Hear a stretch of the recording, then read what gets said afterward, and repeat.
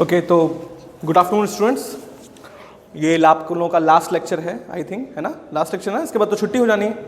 हाँ, तो हम लोगों ने कल जो भी पढ़ा ग्रेविटेशन में, उसमें एक चीज़ बहुत इंपॉर्टेंट है। हम लोगों ने न्यूटन के यूनिवर्सल ग्रेविटेशनल लॉ को डिस्कस किया और हमने ये भी डिस्कस किया कि ये लॉ कब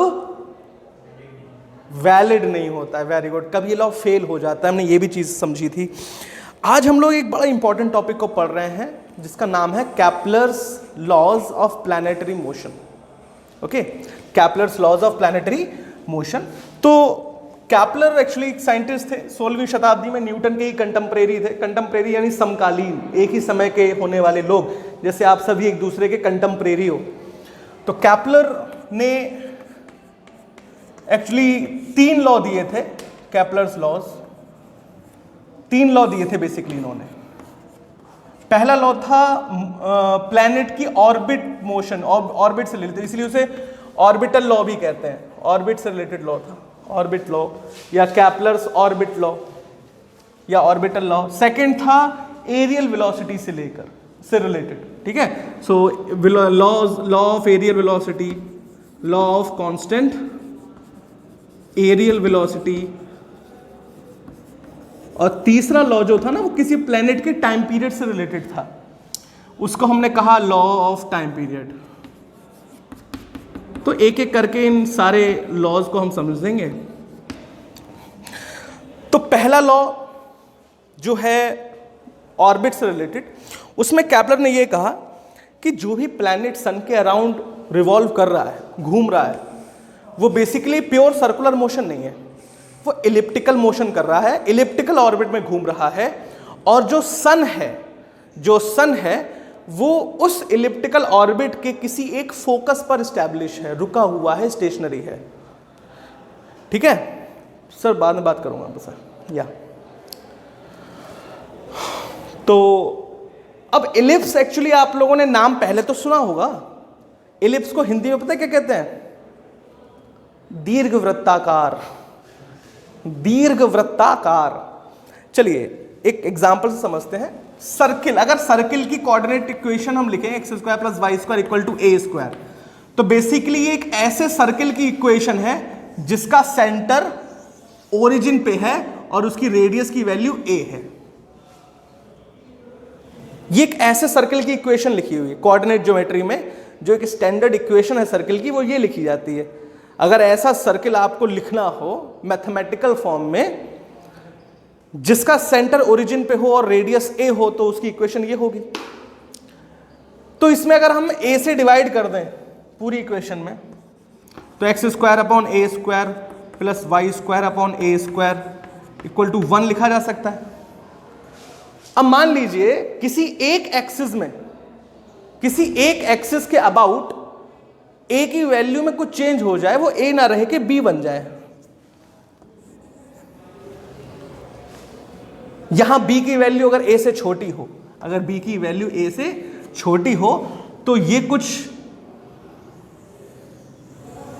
इस टाइप का नहीं हो जाएगा, जहां b की वैल्यू a से छोटी है। तो इसी शेप को एक्चुअली हम इलिप्स कहते हैं। क्या कहते हैं? इलिप्स। तो इलिप्स बनाने का सही प्रोसेस क्या है? इलिप्स बनाने का सही प्रोसेस ये है भाई, कंपास, और वो खींचते हो सर्किल, कंपास से खींचते हो, प्रोटेक्टर से खींचते हो? कंपास से, हम लोग हिंदी में प्रकार कहते हैं उसे। हाँ, तो कंपास से खींचते हो तो क्या करते हो? एक तरफ पेंसिल लगाते हो, दूसरी तरफ नोक है, उसकी निडल है, निडल को स्टेशनरी करते हो और घुमा देते हो, सर्कल बन जाता है। कुछ ऐसा ही सिस्टम इलिप्स के लिए भी है। आप एक काम करिए, आज घर पे जाइएगा, एक कार्डबोर्ड का टुकड़ा लीजिएगा, उस कार्डबोर्ड के टुकड़े पर 2 निडल लगाना पास, थोड़ी सी दूरी ले लेना, और उसमें एक ढीला सा धागा बांध लेना। धागे में पेंसिल हिलगाकर धागे को खींचना और फिर सर्कल बना देना। तो इस टाइप की एक अंडाकार आकृति बन जाएगी। यही अंडाकार आकृति एक्चुअली इलिप्स है। और ये जो 2 निडल के पॉइंट होंगे, ये 2 निडल के पॉइंट आपके इलिप्स के 2 फोकस होते हैं। क्या होते हैं? फोकस। तो कैपलर का जो फर्स्ट लॉ है वो ये है कि every planet revolves around the sun in elliptical orbit and sun will situated at one focus, किसी एक फोकस पे होगा, है ना। तो बना लेते हैं इस लॉ का डायग्राम कि भाई ये अगर कोई इलिप्स है, ठीक है, ये सन होगा किसी एक फोकस पे, प्लैनेट इसके चारों ओर घूमेगा, प्लैनेट पी, ठीक है, हो गया लॉ, क्लियर। सेकेंड लॉ क्या कहता है? The line joining planet and the sun, the line joining planet and the sun sweeps equal area in equal time interval. यानी आप line joining planet and the sun, तो line joining planet and the sun, line से join कर दिया planet को। अब माना किसी टाइम डेल्टा टी में ये प्लैनेट अपनी पोजीशन 1 से पोजीशन 2 पे आ गया यहां, तो अब ये लाइन यहां से ऐसे पहुंच गई होगी, तो इस लाइन ने कौन सा एरिया कवर किया? ये एरिया।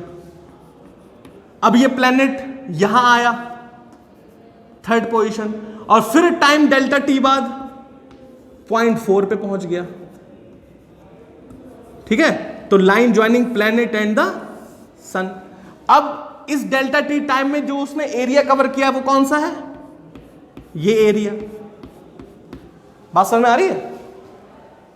तो डेल्टा टी टाइम इंटरवल में 1 to 2 और उसी डेल्टा टी टाइम इंटरवल में 3 to 4 पोजीशन उसने एक्वायर करी, और एरिया आपके सामने यहां दिया हुआ है। तो according to second law, the line joining planet and the sun sweeps equal area in equal time interval. यानी फर्क नहीं पड़ता कि कौन सी डिस्टेंस छोटी है या बड़ी है, अगर टाइम इंटरवल इक्वल है तो कवर किया गया एरिया बराबर होगा, कवर किया गया एरिया बराबर होगा। This is called second law of Kepler, या जिसे हम law of constant areal velocity भी कहते हैं। तो जाहिर है कवर करी गई distance with respect to time, तो वेलोसिटी जिसे लीनियर वेलोसिटी भी कहते हैं, तो कवर किया गया area with respect to time क्या कहलाएगा? Areal velocity, areal velocity. The lecture is recording after some time, okay. So the dx by dt over dA by dt, velocity and aerial velocity. So it is now happening. Now, तो ये second law clear है ना अभी तो हम लोगों को, ठीक। अब आते हैं थर्ड लॉ पे। थर्ड लॉ क्या है कि law of time period.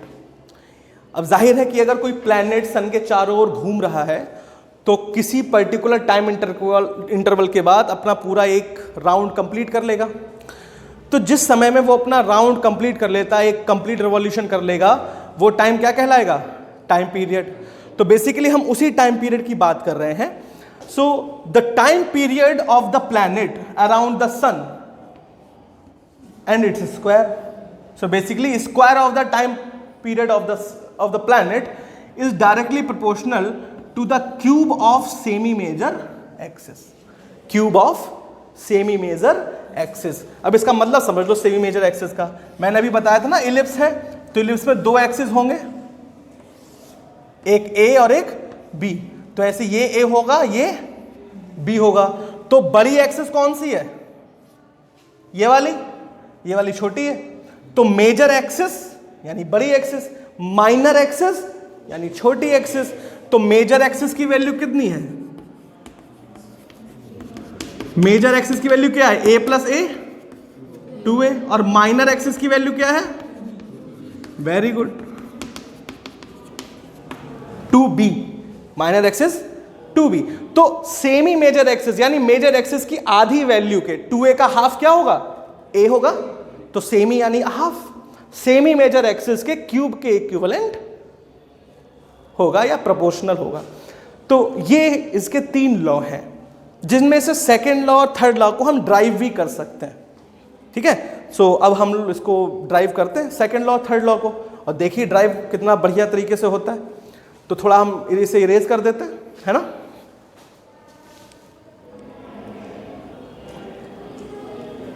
Now so let's drive the second law first. Second law को ड्राइव करते हैं। तो सेकेंड लॉ को ड्राइव कर रहे हैं हम लोग ना, कैप्लर के सेकेंड लॉ को ड्राइव कर रहे हैं। तो चलिए, ये एक एलिप्स ले लिया हमने, यहां सन है, ठीक है, और प्लैनेट कहीं यहां रहा है, मान लीजिए प्लैनेट पी, और उस समय प्लैनेट और सन का जो रेडियस वेक्टर है वो आर है, ठीक है।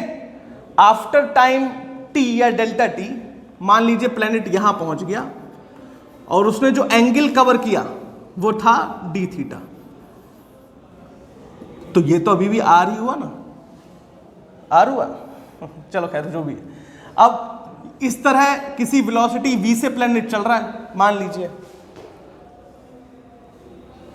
डी थीटा एंगल है, तो यही तो एरिया हमें बेसिकली निकालना है। अगर हम ये, हमें प्रूफ क्या करना है कि ये एरिया जो है वो कांस्टेंट रहेगा, ये एरिया कांस्टेंट रहेगा, हमें यही प्रूफ करना है। अगर ये हमने एरिया कांस्टेंट प्रूफ कर दिया यानी एरिया वेलोसिटी कांस्टेंट है, ठीक है।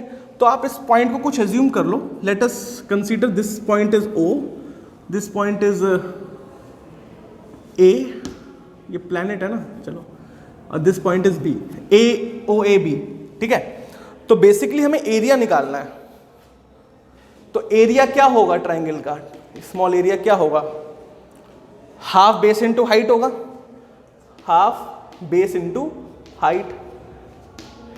तो बेस क्या है भाई, AO, और हाइट क्या है।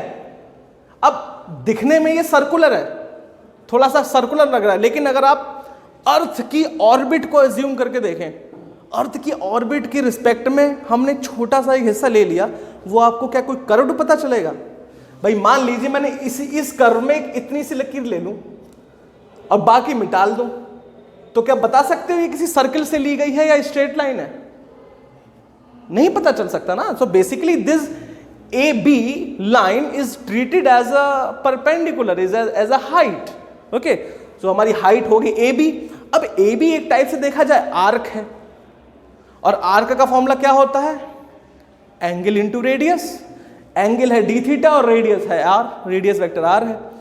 तो यानी हम H हाइट की जगह अभी लिख तो AB देंगे, लेकिन वैल्यू जब लगाएंगे तो ध्यान रखेंगे हाफ AO की वैल्यू R और AB की वैल्यू R डी थीटा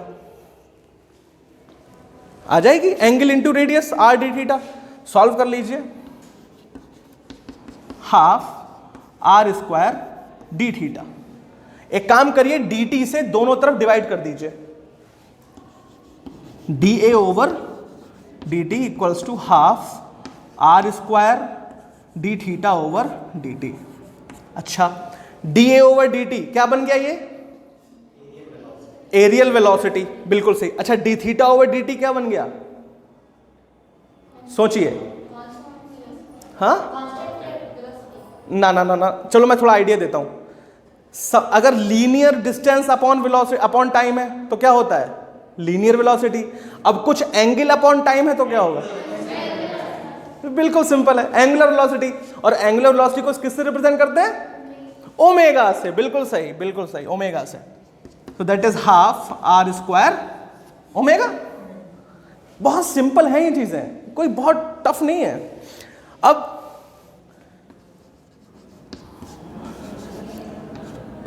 है क्या,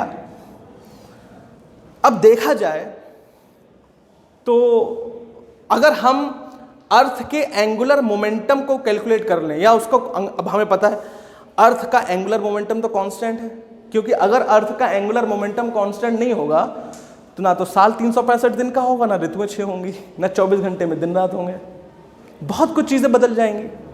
सो हमें पता है कि अर्थ का एंगुलर मोमेंटम एक कांस्टेंट चीज है। एंगुलर मोमेंटम बनाने के लिए हमें यहां पे मास चाहिए। तो अगर हम प्लैनेट के मास से मल्टीप्लाई और डिवाइड कर दें, मल्टीप्लाइड और डिवाइड कर दें, ठीक है, मल्टीप्लाई और डिवाइड कर दें, तो ये कुछ बन जाएगा dA over dt equals to mR square omega upon 2m। अब mR स्क्वायर क्या होता है, मोमेंट ऑफ इनर्शिया।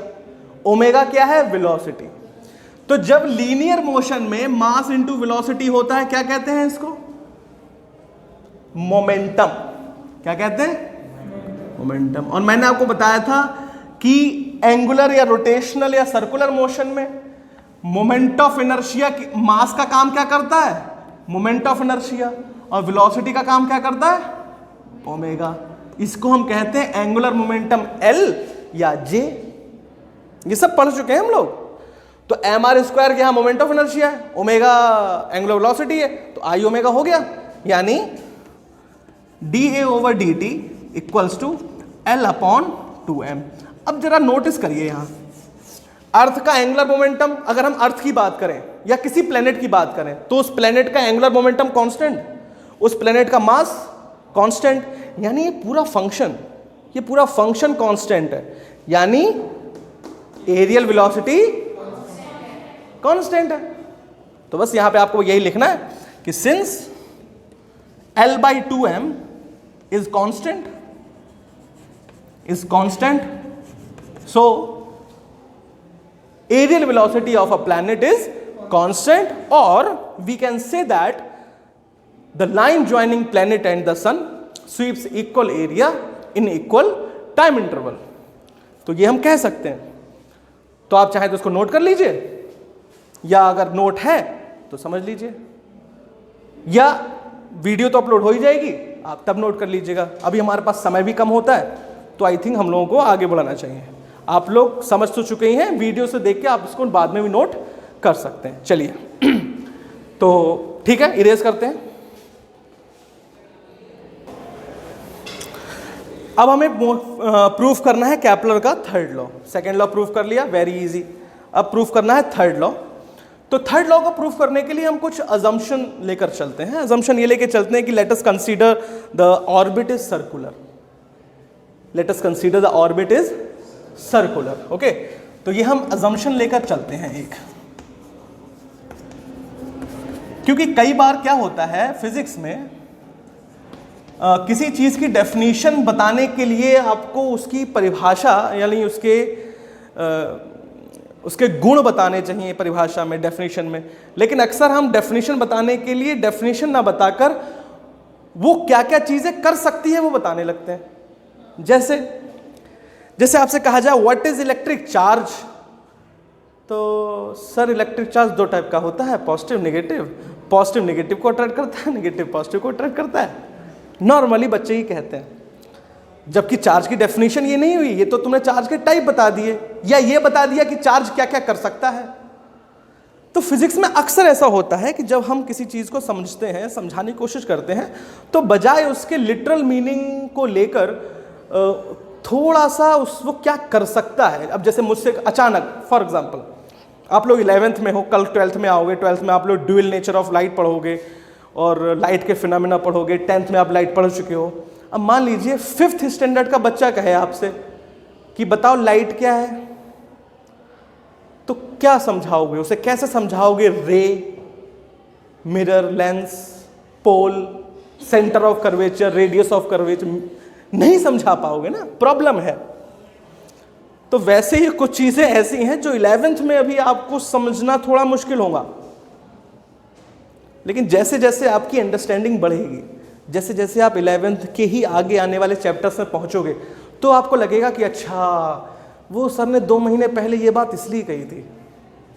ठीक है, तो टीचर्स के द्वारा कहे हुए सेंटेंसेस को क्लास में जो वो डिक्लेरेशन कर रहे हैं, जो चीज कंक्लूड कर रहे हैं, उसको बहुत ध्यान से सुनना।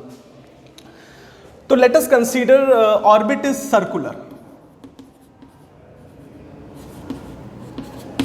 ठीक है, तो हमने मान लिया कि ऑर्बिट कैसी है भाई? सर्कुलर है।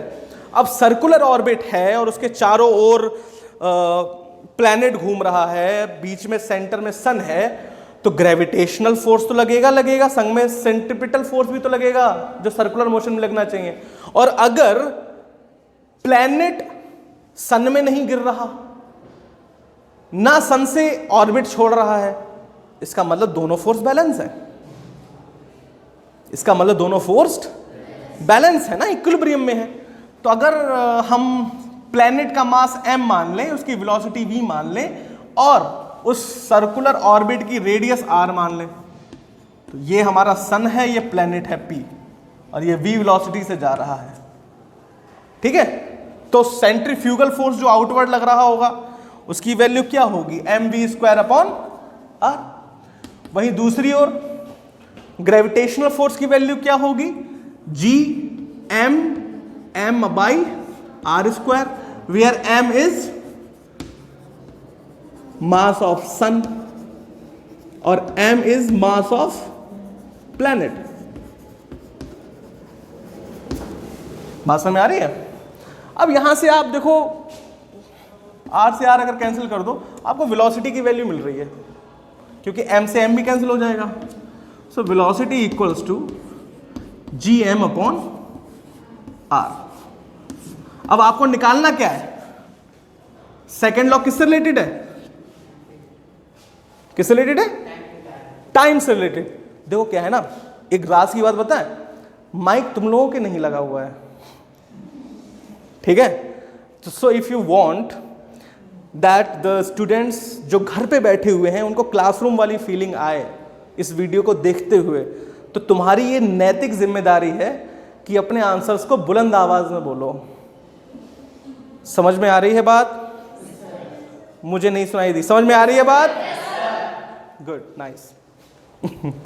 ठीक है, तो टाइम निकालना है ना, और टाइम का तो फॉर्मूला बड़ा सरल है, हमें पता है, 9th से पढ़ा हुआ है अपने को टाइम, क्या कि टाइम पीरियड तो हमेशा वेलोसिटी, अच्छा वेलोसिटी डिस्टेंस अपॉन वेलोसिटी होता है। क्या होता है? Distance upon velocity. अपने को पता है, क्योंकि velocity equal to distance upon time होता है, या डिस्प्लेसमेंट अपॉन टाइम होता है। तो सही है, निकल जाएगा, कोई दिक्कत वाली बात नहीं है। अब देखो यहां पर डिस्टेंस और वेलोसिटी ले रहे हैं, थोड़ा कंट्राडिक्शन है, क्योंकि डिस्टेंस है तो स्पीड होना चाहिए ना सर, डिस्प्लेसमेंट होना चाहिए यहां। लेकिन ये चीज मैं फिर कह रहा हूं कि जब हम फिजिक्स में कई बार चीजों को समझाने के लिए उनकी डेफिनेशन ना बताकर ये बताते हैं कि वो कैसे काम करता है, और ये उम्मीद करते हैं कि उसके काम करने के प्रोसेस को आप लोग समझेंगे और ये समझ जाएंगे कि ये चीज क्या है। जैसे फॉर एग्जांपल मैं आपको इंजन, डीजल इंजन की प्रोसेस समझाऊं, लेकिन डीजल इंजन बनाकर ना कभी दिखाऊं कि उसमें कैसे मोटर लगते हैं, कैसा गियर सिस्टम होता है, कंबक्शन चैम्बर कैसे बनाया जाता है, और ये उम्मीद कर लो कि डीजल इंजन बच्चे सीख गए। पॉसिबल है? नहीं है, नहीं है ना पॉसिबल, बिल्कुल वैसे। ठीक है, तो डिस्टेंस, तो अब पूरा पाथ जो कवर कर रहा है वो क्या है, 2πr सर्कमफेरेंस है, 2πr, तो 2πr। वेलोसिटी क्या है, रूट gm अपॉन r। अब हमें टाइम पीरियड का स्क्वायर चाहिए, उसमें था लैंग्वेज में कि square of the time period is directly proportional to the cube of semi major axis, और यहां पे टाइम मिल गया है हमें, तो एटलीस्ट इसका स्क्वायर कर लें पहले तो जैसे ही आप स्क्वायरिंग ऑन बोथ साइड करेंगे तो आपको मिलेगा क्या भाई, टी स्क्वायर मिल जाएगा इक्वल टू 4 मिल जाएगा, पाई का पाई स्क्वायर हो जाएगा, आर का आर स्क्वायर हो जाएगा, और अंडर रूट में हट जाएगा। शाबाश। जीएम, तो ये नीचे का आर जंप करके ऊपर नहीं पहुंच जाएगा, हो जाएगा। तो ये कुछ ऐसा नहीं आ जाएगा, T square equal to 4π square upon G M times R cube. अब जरा ध्यान से देखो, 4 को बदल सकते हो, कांस्टेंट है, पाई क्या है, constant, universal gravitational constant capital G, और सन का मास बदल सकते हो। तो ये पूरा फंक्शन जो ब्रैकेट में लिखा हुआ है ये क्या है, कांस्टेंट। तो भैया जब प्रोपोर्शनैलिटी हटाते हो तो कांस्टेंट लगाते हो, अब जब कांस्टेंट हटा लोगे तो प्रोपोर्शनलिटी लगानी पड़ेगी, तो आ जाएगा T square proportional to R cube, where, अब यहां पर देखो आर क्यूब ये आ तो गया, ये थर्ड लॉ प्रूफ हो गया, लेकिन क्या अजम्पशन मान के चले थे, सर्कुलर। तो आपको इसमें एक स्टेटमेंट ये लिखना होता है एग्जाम में कि that for a elliptical orbit R is tends to capital A, वो sorry A, that is semi major axis, so T square proportional to AQ। तो इस तरह भी हम कैपलर्स के लॉज को ड्राइव कर सकते हैं, समझ सकते हैं। अब इस समय मुझे ये पता नहीं है कि सीबीएसई ने ये आपके सिलेबस से हटा दिया है या नहीं हटा दिया है। हटा दिया है? Oh my god, there is a big loss.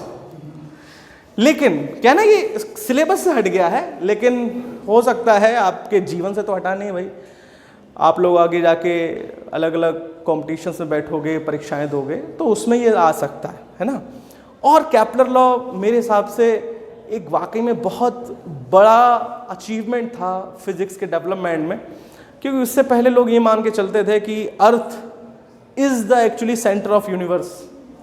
हाँ, तो हीलियोसेंट्रिक सिस्टम को बनाने का जो श्रेय है वो कैपलर को जाता है। So that's why it is important.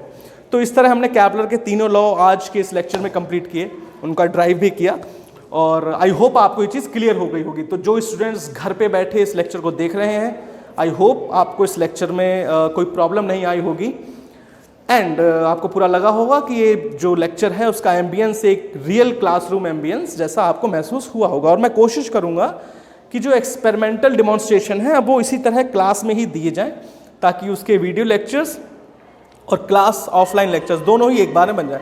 घंटी की आवाज़ आपको सुनाई दे गई होगी। छुट्टी हो गई है। अस्ता ला विस्ता।